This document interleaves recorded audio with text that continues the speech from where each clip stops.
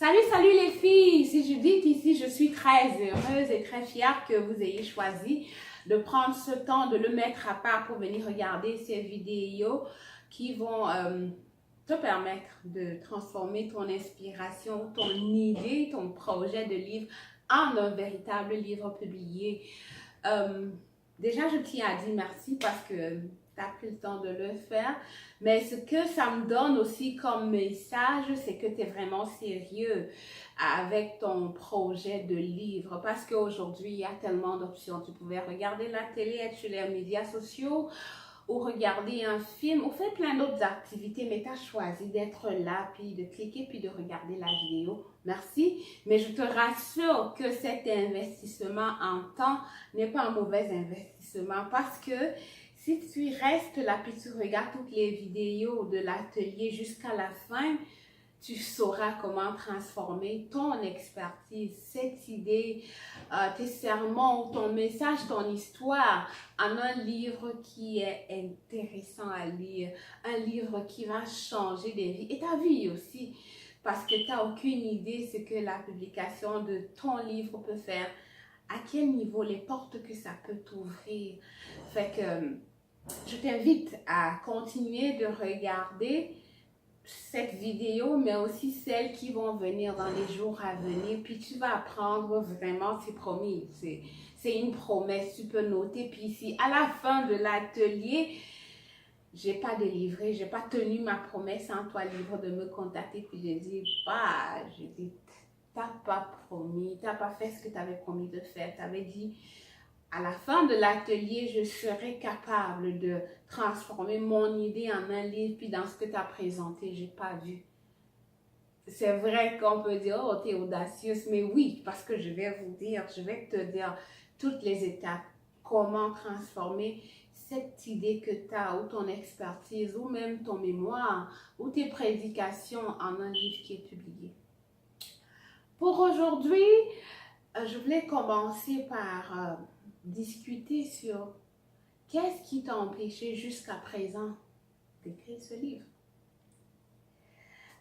Les statistiques nous disent que des millions de personnes en Amérique du Nord veulent écrire des livres. Il y en a vraiment beaucoup, des millions, mais seulement un peu moins de 1% véritablement réussissent à écrire le livre puis à le publier. 1% de 1 million, c'est pas beaucoup, mais c'est la réalité, c'est ce que les statistiques disent. Et je suis sûre, si tu regardes dans ton entourage, il y a plein de personnes que tu connais qui, j'aimerais écrire un livre sur comment jouer de la guitare, j'aimerais écrire un livre sur comment faire de la déco, oh, moi, j'aime tellement faire la cuisine, et la cuisine africaine en Europe.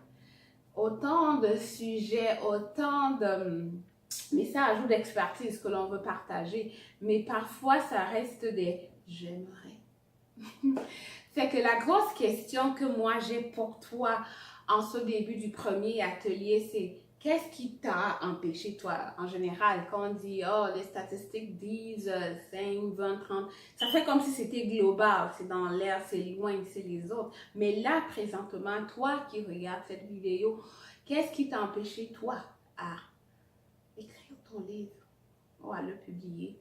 Je suis sûre que si tu es là, si tu prends le temps de regarder cet atelier, soit tu as un projet de livre que tu as, soit tu as commencé à écrire quelque chose, mais tu es sans aucun doute intéressé par le projet d'écrire et de publier un livre.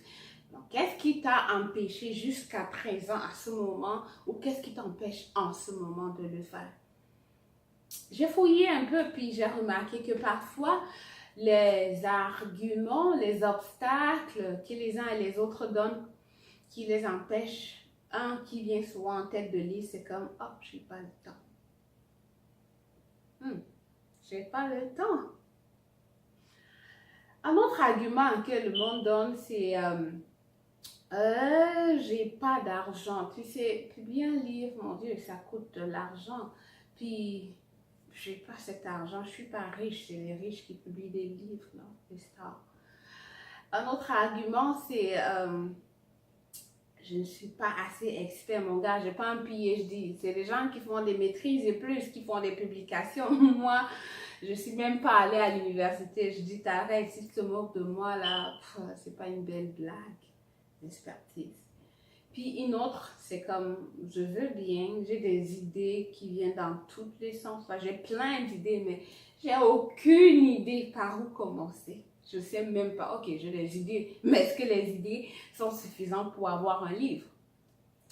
Pour cette dernière catégorie de personnes, bonne nouvelle pour vous, parce que au terme de cet atelier, vous saurez étape par étape, je dis c'est une promesse, étape par étape, comment tu récoltes ces idées, comment tu les organises, tu structures ton bouquin, puis comment tu écris. Bon, écrire, comment tu les étapes pour écrire. Parfois, il y a des gens, oh oui, j'ai commencé, j'ai écrit 2 pages, puis j'avais plus d'inspiration, basta, fini.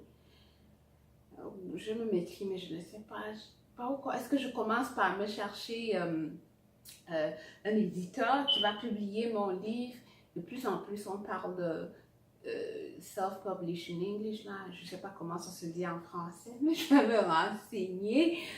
Donc, il y a des gens qui disent qu'ils s'auto-publient. Ça veut dire quoi? Tout ça, je suis noyée dans la mare des informations. Et quand tu vas chercher dans Google, mon Dieu, c'est tellement de choses. Déjà qu'on n'a pas beaucoup de temps, je dis pour cette dernière catégorie, je veux, mais je ne sais pas comment. Tu es à la bonne place. D'ici quelques jours, tu sauras dans le détail. Fait que le know-how ne sera plus un blocage. Tu sauras. Maintenant, on va remonter pour les autres catégories qui ont été listées. Le temps.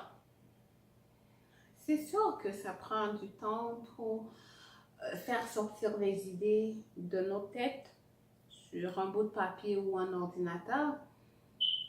Mais si on y réfléchit bien, le temps, on a tous 24 heures. Même ceux qui ont publié 10, 20, 30, 100 livres ou 1000, ils avaient aussi 24 heures. Certains avaient aussi des familles, des enfants. Certains même commencent, avant d'être à temps plein écrivain, ils travaillaient encore. Mais comment ils réussissent à faire 124 heures? Le point ici, c'est quand on dit « Oh, j'ai pas le temps », ça soulève plutôt notre problème. Peut-être que ce n'est pas une priorité pour moi parce que personne ne peut dire qu'il n'a vraiment pas le temps pour faire quelque chose qui est important pour lui. Ça, je vous assure. Tu ne peux pas avoir vraiment, mais alors vraiment faim, puis tu ne manges pas. No way. J'ai pas encore vu quelqu'un qui a passé 1 an sans se baigner. J'avais pas le temps pour me baigner. Non. On peut pas. C'est comme rentrer dans notre routine. On peut pas sortir sans se brosser les dents, laver le visage, prendre. Pareil, si on a une tâche, parfois pour certaines personnes, là, la maison ou la chambre d'étudiant, ou c'est rendu une déborde, ou comme ici en été, il faut couper son gazon, on peut faire comme si on ne voit pas, on n'a pas le temps pour ça, mais quand ça atteint une certaine taille, il faut bien que la tondeuse passe par là. Et quand on arrive à ce niveau, on va faire le temps. Parfois, on va sacrifier 1 heure de film, parfois on va couper dans le temps de l'exercice physique, mais on va faire du temps pour cette activité qui est importante. Donc, de dire que, oh, je ne peux pas écrire ce livre, oh, je veux vraiment, mais je n'ai pas le temps, c'est pas sorcier. Il faut revoir les priorités. Si je tourne un peu la caméra, elle vous permet de voir certains endroits de ma maison, vous allez pouffer de rire et vous dire, oh mon Dieu, c'est affreux. Parce que ce week-end, j'avais prévu de changer les rideaux de mon salon et j'ai acheté l'équipement, mais je n'étais pas bonne avec les tournevis. Première étape, mettre, quoi, je ne sais pas comment ils appellent ça en français, des tournevis en plastique avant de rentrer sur en fer. J'en ai pété 4. J'ai pas réussi à le faire. Fait que j'avais prévu comme 2 heures pour cette activité. Après 2 heures, j'avais pas fini. Il fallait aider mes enfants avec les devoirs. Il fallait nettoyer la maison pour les femmes qui habitent l'Amérique du Nord puis qui travaillent. Elles savent que le week-end, c'est le week-end qu'on fait le ménage. Parfois l'épicerie, on apprête les sauces et les viandes pour la semaine. Fait que il y a comme de la déborde chez moi. Mais j'avais dit, cette vidéo, c'est ce jour que je la fais. J'avais le choix. Soit de dire, ben, j'ai toujours pas fini avec mes rideaux, j'ai encore du linge que je dois plier après avoir enlevé de la sécheuse, j'ai pas fini de nettoyer les bottes, le froid arrive, vous voyez. Mais j'ai dit, je vais faire comme si j'ai pas vu la déborde, parce que la vidéo, c'est aujourd'hui. Si je la fais pas aujourd'hui, je la ferai pas, puis je ne serai pas dans le temps. J'ai promis au monde que le 15, ils ont la première vidéo, puis ils vont la voir. Et je raconte ça pas simplement pour le plaisir de raconter ma vie, là, mais simplement pour dire que dans la vie, il y a des choix et puis il y aura toujours des choses à faire. J'ai une amie qui dit, ouf, dans une maison où il y a des enfants, il y a toujours à faire. Et je pense qu'elle a raison. Mais il faut choisir, c'est quoi la priorité?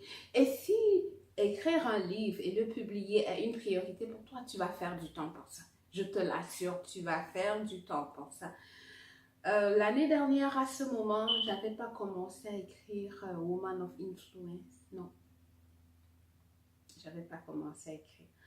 Mais quand, pour 2018, j'avais des objectifs. Je vais être un auteur publié, je veux faire ma formation de coaching, puis avoir des premiers clients. Je veux... Puis c'est rentré dans mes activités. J'ai coupé un peu sur l'heure du sport. J'écrivais, au lieu de mettre 1 heure de sport, il y avait 30 minutes pour écrire. Je voyais un peu moins de films le week-end parce que les samedis, je me mettais 2 heures pour écrire. C'est pour dire que quand tu veux quelque chose, tu vas trouver du temps pour le faire. Fait que pour ceux qui regardent la vidéo en ce moment et qui ont dit « Oh, on n'a pas le temps », la question que moi j'ai pour toi, combien important est pour toi ce projet de livre? Est-ce que tu es conscient que écrire ce livre peut complètement changer ta vie?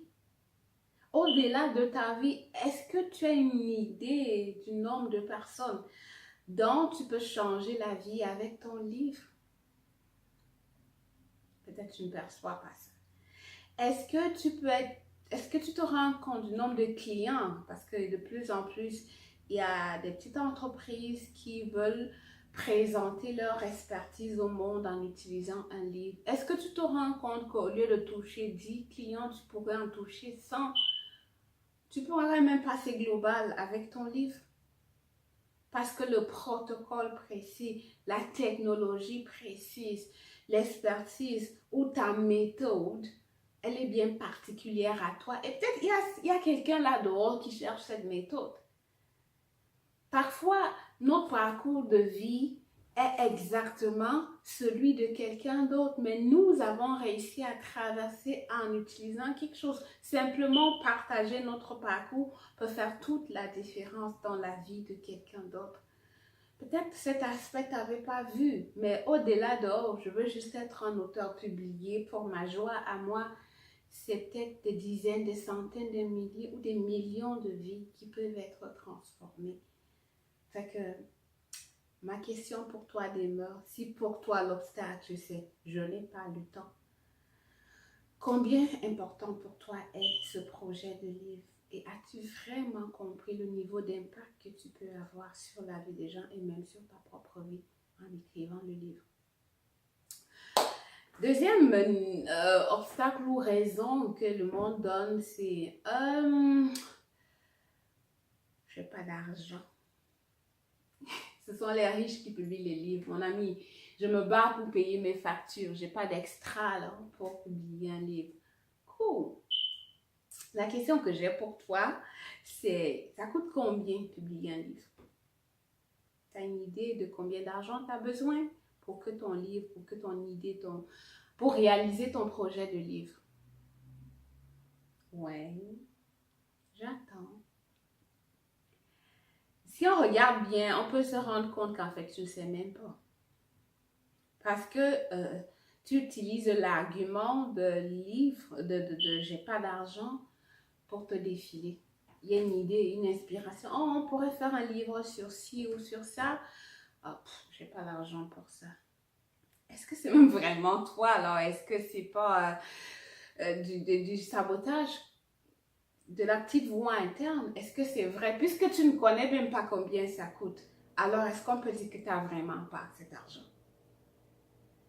Beaucoup de personnes utilisent l'argument de je n'ai pas l'argent pour fuir. Cet argent, c'est combien? Est-ce que vraiment l'argent devrait être en blocage? J'aime beaucoup l'histoire de ce jeune collègue, cet ami. Nous étions ensemble dans l'association des informaticiens. J'étais encore au Cameroun, en Afrique. Et il avait été sélectionné pour prendre part à un séminaire. Mais pour le séminaire, il devait voyager. Et il n'avait jamais pris l'avion, puis il n'avait pas d'argent pour payer le billet d'avion. C'est vrai qu'ayant été sélectionné, une partie des charges était couverte, entre autres l'hôtel, puis les frais de nutrition, mais le billet d'avion, il devait le payer. Et pour lui, il se sentait privilégié parce qu'un étudiant de sa trempe, c'était une belle occasion parce que le séminaire c'était organisé par comme les responsables des réseaux. Là. Il y avait des gens comme qui travaillaient pour MTN, pour Tigo, pour des grosses entreprises de télécom. Et participer à cet atelier lui permettait déjà d'entrer en contact avec ces personnes. Puis c'était un réseau qui était bien. Quand tu étais dedans, tu avais les informations. MTN recrute, telle autre compagnie recrute. Fait qu'il voulait y aller et on apprenait beaucoup. C'était les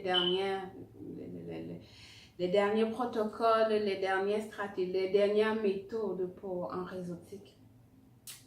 Et il voulait vraiment y aller, mais il n'avait pas environ 300 $ que ça prenait pour le billet d'avion. Puis, il avait tellement envie d'aller à cet atelier qu'il n'arrivait pas à lâcher, même si, bon, il n'avait pas 150 000, là. Mais il réfléchissait, puis comment je peux réaliser ça? Puis il a l'idée j'ai mon oncle qui est à Yaoundé. Mais il faudrait que je puisse prendre le bus de Boya pour aller à Yaoundé. Ça me prend quand même un budget d'environ 10 000. Il n'avait pas 10 000. Et là encore, il dit, oh, c'est bizarre, louper une opportunité comme ça pour 10 000. Oh, ma mince, mais comment je peux faire ça? J'aimerais que tu remarques comment ce jeune, il réagissait. Il ne disait pas, oh, c'est dommage, oh, je suis maudit là, il n'y a pas de place pour moi. Oh, comment c'est la vie est comme ça, c'est injuste, c'est juste des riches, des opportunités pour des riches. Il ne se lamentait pas, il ne se plaignait pas, mais il était en mode, comment je peux réaliser ça? Si on revient sur ton projet de livre, ce n'est pas j'ai pas d'argent. Ça me prend quoi pour l'étape où je suis rendue? Je commence par où? Et c'est ça mon message pour toi par rapport à l'argument argent. Ça marche pour le livre, mais ça marche aussi pour des autres projets que tu as dans ta vie. Oh, je souhaiterais ça faire ma formation de médecin. Cool. Ne dis pas, oh, j'ai pas d'argent de prime abord. Parce que c'est... Tu n'as même pas essayé. Du coup, tu as classé, j'ai pas d'argent. Qui a dit que tu n'as pas d'argent pour ça? Qui a dit ça? Commence avec ce que tu as. Qu'est-ce que je peux faire aujourd'hui avec ce que j'ai? Puis quand tu vas faire un pas, la prochaine étape, tu ne sais pas qui tu vas rencontrer, qui va te permettre de faire un autre pas. Puis tranquillement, c'est comme ça que tu vas avancer et que tu vas réaliser ton projet. Donc cet ami se dit, oh, ok, j'ai pas 300 $. Ok, mais mon oncle qui a Yaoundé, il pourrait comprendre ça, il pourrait m'aider. Oui, cet oncle-là pourrait vraiment m'aider. Mais j'ai même pas 10 000 pour quitter de Boya pour aller à Yaoundé. Alors, et même à ce niveau, il n'a pas dit, on oublie. Non. Ok, 10 000, comment je fais? Quelles sont mes options? Est-ce qu'il continuait il était en mode solution, comme qu'est-ce que je peux faire pour avancer? Il n'avait pas directement jeté l'éponge, j'ai pas d'argent. Je suis sûre que si tu comprends juste ça et que tu switches du mode j'ai pas d'argent pour fermer des portes et ne même pas oser des choses dans ta vie pour se dire qu'est-ce que je peux faire aujourd'hui avec ce que j'ai. Ta vie déjà, beaucoup de choses peuvent se passer. Dans ma propre vie, j'ai vu des choses se passer. J'ai vu des choses, c'est pourquoi je sais que ça marche et que je t'encourage comme ne bloque pas, ne te ferme pas en disant j'ai pas d'argent. Ça prend quoi? Puis ça commence où? Donc, il était dans sa chambre d'étudiant, puis il avait juste de quoi prendre le taxi de Moliko pour aller au quartier là, à Boudouma voir sa mère. Puis il a pris le taxi, il allait voir sa mère. Maman, voilà, bonne nouvelle, voici la lettre que j'ai reçue. J'ai été sélectionnée pour l'atelier, donc ça va se passer hors du Cameroun. Je dois voyager, je vais prendre l'avion. Mais ce qui se passe, c'est que même s'ils vont payer l'hôtel, ce que je vais manger, puis les frais d'atelier, il faut quand même que je paye mon billet. Puis sa maman est comme, oh mon fils, tu connais ta mère, c'est elle là. Déjà, je saigne beaucoup pour t'envoyer à l'université. Donc, je sais pas, 300 000, c'est quand même cher. Comment tu peux pas? Mais maman, hein, ça peut changer ma vie. Je serai à la page. Ça peut apporter d'autres opportunités de réseautage. Puis la maman a réussi à lui emprunter de quoi se déplacer. Il a partagé le plan. Maman, j'ai envie d'aller à Yaoundé. Je pense que l'oncle Y peut nous aider. Mais je n'ai pas d'argent pour aller à Yaoundé. Sa maman a dit, je n'ai pas 300 $, mais je peux quand même t'aider pour le bus pour aller jusqu'à Yaoundé. Il est allé à Yaoundé. L'oncle l'a aidé. Il est allé à son atelier. Aujourd'hui, il travaille dans une grosse compagnie de télécom. Pour dire que si il était resté pour dire j'ai pas, oh mon Dieu, je peux même pas y aller, j'ai pas d'argent, il aurait rien fait. Donc pour ton projet de livre, déjà tu ne sais même pas combien que ça coûte. Alors pourquoi te fermer et dire non, je peux pas publier un livre? C'est un blocage que toi t'as mis. C'est un blocage que toi t'as mis. Donc l'argent n'est pas un blocage. L'argent n'est pas un blocage. L'argent n'est pas un blocage. Fais un premier pas. Je commence par où? La première chose à faire, c'est quoi? Fais-le avec ce que tu as. L'autre argument, c'est oh, ben, je dis, attends, là, moi, je ne suis pas, j'ai pas l'expert. Si je ne suis pas comme un grade de maîtrise ou de doctorat, je n'ai pas un PhD, je n'ai pas l'expérience ou l'expertise ou whatever. Choisissez ce qui vous plaît. Je m'excuse si mon français est comme mélangé. Je travaille en anglais et je parle français à la maison. C'est pas une raison, mais je suis sûre que vous comprenez l'essence du message. Ne restez pas bloqués sur mes erreurs de français, je vous prie. Parce que je veux connecter avec toi, je veux t'aider, te donner ce que je sais pour que tu puisses partager ton message, pour que tu puisses écrire ton livre, pour que vraiment tu puisses sortir ce message, cette inspiration, et que tu puisses écrire ce livre. Le monde a besoin de ton livre. Donc, je parlais tantôt de ceux qui disent « Oh, j'ai pas d'expertise. » Ouh! C'est sûr que si tu veux être l'expert numéro 1 en connaissance de guitare, de musique, de marketing, de virology, de la science des virus, ben, tu n'écriras jamais un livre. Parce que c'est sûr qu'il y a quelqu'un qui connaît plus que toi. Il y a quelqu'un qui est dans ce terrain depuis plus longtemps que toi. En d'autres termes, ne cherche pas la perfection. Ce que tu connais, il y a quelqu'un derrière toi qui, lui, ne connaît pas encore et qui sera aidé par ton message. Il y a quelqu'un qui n'a pas vu les choses sous l'angle que toi t'abordes et qui apprendra de l'angle sous lequel tu vas aborder le sujet. Fait que ne reste pas, là encore, c'est comme un argument que toi, tu dis, ah, je ne suis pas assez expert. Partage ce que tu connais. Je suis sûre qu'il y a des gens là-dehors qui ont besoin de ton message.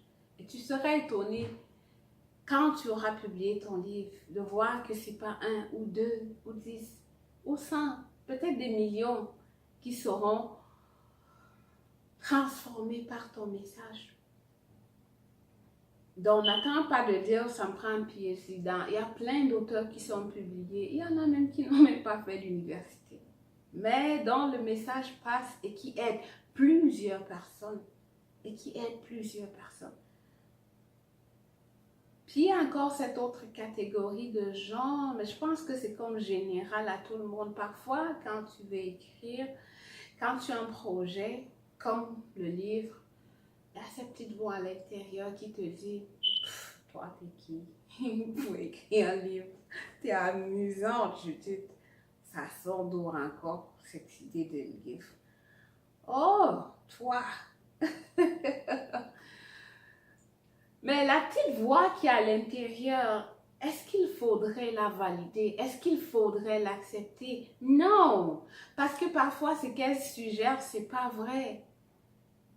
Par exemple, qui va l'acheter? Toi, tes amis, ta famille, ceux qui sont dans le besoin, ceux qui vont se reconnaître dans le message que tu partages. Par exemple, si quelqu'un écrit un livre sur comment aider les mamans qui travaillent à avoir un peu plus de temps pour elles, je vais payer. Fait que si tu regardes cette vidéo et que toi tu as cette expertise, j'ai besoin de ce livre. On court tout le temps, on semble brûler, il n'y a pas le temps pour prendre soin de nous. Ça sort des cernes, fait que moi, peut-être je ne connais pas ça, mais il y a quelqu'un, une madame qui serait passée par là, qui sait et qui a appris et qui peut partager son message qui va m'aider moi. Ou une autre personne, cette amie, oh mon Dieu, je pense à elle, elle est tellement bonne dans la décoration. Je vous assure, elle arrive chez vous, elle regarde en 5 minutes, la première fois qu'elle arrive chez vous, elle peut vous dire en plaçant tel type de tableau à tel endroit, avec des rideaux de telle texture, vous changez l'allure de votre maison. Et si vous l'écoutez, vous verrez les résultats. Mais c'est une personne qui n'a même pas fait le secondaire. Si on veut rester dans la discussion de elle n'a pas l'expertise, moi je pense que c'est une experte en déco. Et c'est pour ça que je l'encourage, Flo. J'espère que tu regardes la vidéo et que tu vas nous écrire ce livre-là. Mais elle est vraiment bonne. Qui va acheter le livre? Moi, je vais l'acheter parce que même si je peux garder ma maison rangée, j'ai pas cet œil, j'ai pas ce truc. J'ai pas cet œil, j'ai pas ce truc. Et il y a plein de familles, plein de maisons qu'elle pourrait complètement transformer avec cet art qu'elle a. Donc, ne reste pas à comparer pour dire en général, c'est des professeurs, des docteurs, des gens qui ont la maîtrise, des intellectuels qui écrivent des livres. Si c'est la cuisine, la broderie, la décoration, il y a quelque chose que tu as. Si cette idée est montée sur ton cœur que je pourrais écrire un livre, de tout mon cœur, je t'encourage, vas-y. Et ne laisse personne t'arrêter parce que tu n'as aucune idée de ce que ta vie peut devenir après la publication de ton livre. Et si vous avez remarqué tout ce que j'ai partagé jusqu'à présent, oh, j'ai pas le temps, j'ai pas d'argent, c'est des choses qui viennent de dedans, c'est l'intérieur. Et est-ce que ces arguments sont fondés? On a vu, non. Tu dis que tu n'as pas le temps, mais tu peux sacrifier l'exercice, la télé, les médias sociaux, donc c'est pas fondé. J'ai pas d'argent. Est-ce que c'est vrai? En commençant, tu ne sais pas ce qui va s'ouvrir. J'ai pas l'expertise. Oh, c'est pas vrai parce que tu sais faire la broderie. Tu sais, il y a une expertise que tu as. Tu n'es peut-être pas numéro 1 dans le monde, mais tu as un niveau d'expertise qui peut aider quelqu'un qui n'a pas encore ce niveau d'expertise. Oh, je ne suis pas allée à l'école. C'est pas l'école. On le voit, on le sait. Il y en a qui sont bons, qui sont des génies en quelque chose. C'est pas l'école qui détermine ça. Du coup, ça amène plus. C'est des problèmes, c'est le mindset, c'est ta tête. Qu'est-ce que tu penses? Fait que je vais t'inviter à te réserver un 15-30 minutes avant la prochaine vidéo pour te poser ces 4 questions. Première question. Qu'est-ce qui m'empêche ou qui m'a empêché jusqu'à présent? Parce qu'il y en a qui m'avaient écrit là, c'est depuis des années, je dis, depuis des années, je t'assure, je suis contente de voir que tu es passé par cela, donc tu vas pouvoir m'aider. Des années. Qu'est-ce qui t'a empêché pendant toutes ces années et jusqu'aujourd'hui encore à transformer cette idée de livre à écrire ton livre? Et tout ce qui va monter, écris sur la feuille. Bon, pas une feuille parce que tu peux la perdre, écris sur un document, un cahier que tu pourras revoir après. Deuxième question, est-ce que ces raisons-là sont justifiées, sont fondées? par rapport à tes raisons qui sont propres à toi, ce qui est monté sur ton corps quand tu t'es posé la question, est-ce que c'est fondé? Est-ce que vraiment j'ai pas le temps? Est-ce que vraiment j'ai pas d'argent? Est-ce que vraiment je ne sais rien? Est-ce que vraiment il y a personne qui va acheter mon livre? Il a encore écrit, valide, challenge-toi un peu. Maintenant, si tu vois, troisième question, qu'en fait, c'est peut-être pas fondé, qu'est-ce que je peux faire par rapport à ces obstacles que j'ai listés dans la question 1? J'ai pas le temps. Qu'est-ce que je peux changer ou modifier dans mon emploi de temps pour rendre cela possible? Qu'est-ce que je peux faire par rapport à ça? Oh, j'ai pas d'argent. Qu'est-ce que je peux faire? Puis la dernière question, quel engagement je prends par rapport à mon projet de livre? Je reprends les 4 questions. 1. Quels sont les obstacles? 2. Est-ce que ces obstacles sont fondés? 3. Qu'est-ce que je peux faire aujourd'hui à propos de ces obstacles? 4. Qu'est-ce que je m'engage à faire pour transformer mon idée de livre en un véritable livre? Ok. J'espère que tu prendras vraiment le temps à ne faire que ça, à te concentrer pour réfléchir. Va chercher à l'intérieur. Je vais insister encore pour ça parce que si cette partie intérieure, ton conditionnement, le conditionnement de ton cerveau, j'aime mieux le mot anglais, your mindset, si c'est pas clair, si tu n'es pas déterminé, tu ne vas pas le faire. Et c'est ce qui explique peut-être que tu as souvent commencé, tu écris 1, 2, 3 pages, puis tu t'arrêtes. Mais par rapport à la première question, si tu sais pourquoi, quelles sont les raisons, pourquoi tu veux écrire un livre, si tu sais l'impact que tu peux avoir dans la vie des gens, dans ta propre vie, c'est pas parce que il y aura des changements dans ton emploi de temps, dans ta vie de famille, tu seras déterminé et tu vas t'assurer de continuer parce que c'est important pour toi que dans 6 mois, dans 1 an ou dans 2 ans, que ce livre-là, mais tu vas t'ajuster pour le faire. Mais s'il n'y a pas cette détermination, pour peu que, ok, il y a un nouveau défi au travail ou il y a un nouvel obstacle, tu vas confondre, ça va mourir, le projet va mourir et tu vas rester, j'aimerais être un auteur. Oh, mon souhait en faisant cet atelier de vidéos gratuites, c'est vraiment pour que ce ne soit plus j'aimerais. Que ce soit, oh, Judith, j'ai commencé, yes, yes, yes, yes, je serai fière, oui. Que ce soit plus je veux, mais que tu te sois lancé.